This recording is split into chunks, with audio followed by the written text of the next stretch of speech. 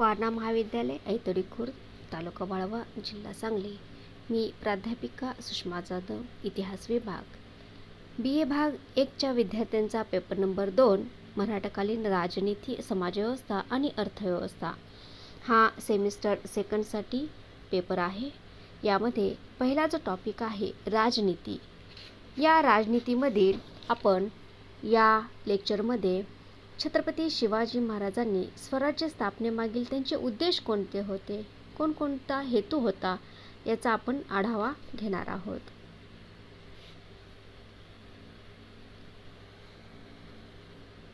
यामध्ये पहिला टॉपिक राजनीती, छत्रपती शिवाजी महाराजांची स्वराज्य संकल्पना आणि त्या संकल्पनेपाठीमागील उद्देश.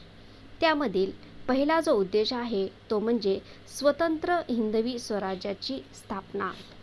यामध्ये प्रामुख्याने छत्रपती शिवाजी महाराजांनी स्वतंत्र स्वराज्य हिंदवी स्थापना करण्यापाठीमागचा उद्देश कोणता होता, तर आपल्याला माहीतच आहे की देवगिरीच्या यादवांचे वैभवसंपन्न राज्य जे अल्लाउद्दीन खिलजी यांनी नष्ट केले. सन 1565 तालिकोटच्या लढाईत इस्लामी सत्तांनी विजयनगरच्या राज्याचा बिमोड केला आणि हिंदवी म्हणजेच एतद्देशीय त्यांचे राज्य जरी नष्ट झाले असले तरी त्या राजाने संस्कृती संवर्धनाचे केलेले कार्य लोकांच्या मनात सदैव जागृत राहिले. 16व्या व 17व्या शतकात महाराष्ट्र इस्लाम सत्तांच्या अधिपत्याखाली गेला. येथील मराठा सरदार वतने मिळवून या सत्तेची सेवा चाकरी करण्यात धन्यता मानू लागला. अशा परिस्थितीत आपल्या भूप्रदेशावर एतद्देशीयांचे राज्य निर्माण करण्यासाठी जुलमी इस्लामी सत्ता जुगारून देण्यासाठी लोकांना स्वातंत्र्य उपभोगता यावे यासाठी छत्रपती शिवाजी महाराजांनी स्वतंत्र हिंदवी स्वराज्याची स्थापना केलेली दिसून येते. यामध्ये दुसरा जो उद्देश आहे तो म्हणजे स्वधर्म रक्षण. छत्रपती शिवाजी महाराज हे हिंदू धर्माचे पाईक होते. प्राचीन व मध्ययुगीन काळातील हिंदूंचा वैभवशाली जो इतिहास आहे हा त्यांना ज्ञात होता. स्वधर्म, स्वदेश, स्वभाषा व स्वजन यांच्या स्वरक्षणासाठी राजांनी स्वराज्याची स्थापना केली. जुलमी इस्लामी शासकांमुळे लोकांना आपला धर्म आचरता येत नव्हता. यात्रा, सण समारंभ साजरे करण्यावर निर्बंध होते. म्हणून राजांनी रयतेला आपला धर्म, आपली संस्कृती आचरता यावी यासाठी स्वराज्याची स्थापना केली. त्यानंतरचा तिसरा उद्देश आहे तो म्हणजे धर्मांतीत राज्य. छत्रपती शिवाजी महाराज जरी हिंदू धर्मीय असले तरी धर्माविषयी त्यांची भूमिका ही सहिष्णुतेची होती. ज्या कालखंडात हिंदूंच्या मंदिरांना उपद्रव दिला जात होता, लोकांना पाठवले जात होते, त्या काळात राजांनी कोणत्याही धर्माला त्यांच्या पवित्र स्थळांना उपद्रव दिला नाही. याउलट आपल्याला माहीतच आहे की अनेक इस्लाम स्थळांना, मशिदींना इनाम देऊ केले, त्यांचा त्यांनी आदर केला. कोणत्याही धर्माच्या पवित्र स्थळांना उपद्रव होता कामा नये असा आपल्या सैनिकांना त्यांनी आदेशही दिला. इतर धर्मियांनाही आपल्या सेवेत सामावून घेतले आणि या माध्यमातून राजांनी पुरोगामी जे त्यांचे विचार होते हे जोपासले होते. त्यानंतरचा चौथा जो उद्देश आहे तो म्हणजे व्यक्तिगुणांना संधी. छत्रपती शिवाजीराजांनी स्वराज्याच्या माध्यमातून सर्व धर्माच्या, जातीच्या, पंथाच्या लोकांना त्यांच्या पात्रतेनुसार समान संधी दिली होती. कोणत्याही प्रकारचा भेदभाव न करता सर्वांना लष्करी व प्रशासकीय कामगिरी सिद्ध करण्याची संधी दिली. म्हणूनच तानाजी मालुसरे, येसाजी कंक, मदारी मेहदर, मोरोपंत पिंगळे इत्यादी सामान्य माणसे आपले कर्तृत्व सिद्ध करू शकली. कोणताही भेदभाव न करता सर्वांना हाताशी धरून राजांनी स्वराज्याचा कारभार हा चालवलेला आपल्याला दिसून येतो. त्यानंतरचा उद्देश आहे तो पाचवा उद्देश जो आहे तो म्हणजे या ठिकाणी जुलमी राज्यकर्त्यांच्या छळाची प्रतिक्रिया. या काळात मुठभर मुस्लिम राज्यकर्ते सर्व प्रजेवर राज्य करत होते. त्यांच्याकडून फार मोठे अत्याचार होत होते. हिंदूंची धार्मिक ठिकाणे उद्ध्वस्त करणे, त्यांना सक्तीने धर्मांतरास भाग पाडणे हे नित्याचे प्रकार त्या वेळेला होत होते. न्यायदानातही तीच परिस्थिती होती. हिंदू स्त्रियांवर अत्याचार होत होते. राजकर्त्यांच्या पदरी अनेक मोठे हिंदू मनसबदार असूनही स्वार्थापोटी स्वजातीयांवरील अन्यायाविरुद्ध ते काहीही बोलत नव्हते. या परिस्थितीमुळेच लोकांच्या मनात जुलमी सत्ताधीशांविरुद्ध चीड निर्माण झाली. यातून लोकांच्यात जागृती होऊन प्रतिकार करण्याची भावना वाढीस लागली. त्यांना आपल्या गतवैभवाची आठवण होऊ लागली. मराठ्यांतील अंगभूत गुणांचा उपयोग करून घेऊन शिवाजी महाराजांनी स्वराज्य स्थापन केलेले दिसून येते. 6वा उद्देश आहे रयतेची मुक्तता. रयत हा स्वराज्याचा मुख्य कणा होता. रयतेला वतनदारांच्या व जमीनदारांच्या जाचातून मुक्त करण्याचं कार्य छत्रपती शिवाजी महाराजांनी केले. राजांनी स्वराज्यातील जमिनींची मोजणी केली. अव्वल, दूम, सीम व चारहम अशा प्रतवारी केली. 2/5 जमीन महसूल ठरविला. पुण्यापासून अगदी तंजावरपर्यंतच्या प्रदेशातून योग्य जमीन महसूल मिळवण्यासाठी निश्चित असे नियमही घालून दिले. महसूल वसुलीतील मक्तेदारी व ठेकेदारी पद्धत नष्ट करून यासाठी पगारी नोकर नियुक्त केले. रयतेकडून ठरल्यापेक्षा जास्त महसूल वसूल केला जाणार नाही व जमा केलेला सर्व महसूल सरकारी तिजोरीत जमा होईल याची महाराजांनी दक्षता घेतली. यामुळेच तर वतनदारांकडून रयतेची जी होणारी लुबाडणूक आहे ही संपुष्टात आली. स्वराज्यातील रयतेला लूट, खंडणी, दरोडे यांचा उपद्रव होणार नाही याची राजांनी दक्षता घेतली होती. रयतेची आपल्या मुलांप्रमाणे काळजी घेतली.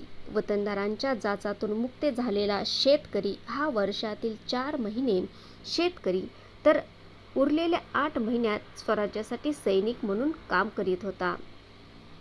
त्यानंतरचा उद्देश आहे तो म्हणजे वतनदार पद्धतीस आळा. मध्ययुगीन कालखंडात वतनदार पद्धत ही प्रबळ झाली होती. शासन संस्थेमध्ये लष्करी व मुलकी सेवा करणारे व त्यासाठी जमीन वतन म्हणून मिळविणारे अनेक छोटे मोठे वतनदार निर्माण झाले होते. हे वतनदार फौज फाटा बाळगून असल्याने ते रयतेकडून हवा तसा जमीन महसूल वसूल करत असत. प्रजेला वेठीस धरत शिवाजीराजांनी स्वराज्याच्या माध्यमातून वतनदारी प्रथा नष्ट करून राज्यसंस्था अधिक सामर्थ्यशाली बनविली. राजा आणि प्रजा याचे सलोख्याचे नाते या ठिकाणी त्यांनी निर्माण केले. म्हणूनच आजही आपण छत्रपती शिवाजी महाराजांना जाणता राजा किंवा रयतेचा राजा असा आपण संबोधतो. यानंतरचा उद्देश आहे तो म्हणजे मुलकी व लष्करी सेवेचे संघटन. स्वराज्याचा व्यवस्थित चालावा यासाठी छत्रपती शिवाजी महाराजांनी प्रधान मंडळाचीही नियुक्ती केली. प्रधान, अमात्य, सेनापती, सचिव, मंत्री, पंडितराव, सुमंत, न्यायाधीश या पदांवर काम करणाऱ्या प्रधानांकडे स्वतंत्रपणे त्यांच्या खात्यांची जबाबदारी सोपविली. मुलकी प्रशासनाप्रमाणेच उत्कृष्ट लष्करी प्रशासन राजांनी निर्माण केले. यामध्ये पायदळ, घोडदळ, आरमार, गुप्तहेर खाते, अंगरक्षक दल या विभागाच्या माध्यमातून लष्करी सेवेचे संघटन करून स्वराज्याचा कारभार उत्कृष्ट प्रकारे चालविला. गनिमी कावा हे छत्रपती शिवाजी महाराजांच्या युद्धनीतीचे खास वैशिष्ट्य होय. त्यानंतरचा 9वा उद्देश आहे तो म्हणजे कायद्याचे राज्य. छत्रपती शिवाजी महाराजांनी स्वराज्यात धर्म, जात, पंथ याचा विचार न करता समता निर्माण केली. कायदा हा सर्वांसाठी समान असेल याचे असे धोरण त्यांनी ठरविले. गुन्हेगार मग तो कोणीही असो त्याला माफ केले जाणार नाही. सर्वांना एकच कायदा व गुन्ह्याच्या प्रमाणात शिक्षा ही महाराजांनी देऊ केली.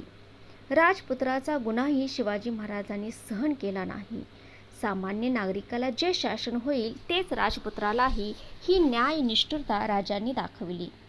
वतनदारांची पुंडाई मोडून काढून या ठिकाणी कायद्याचे राज्य महाराजांनी निर्माण केलेले दिसून येते. त्यानंतरचा 10वा जो उद्देश आहे तो म्हणजे लोकाभिमुख राजकारभार.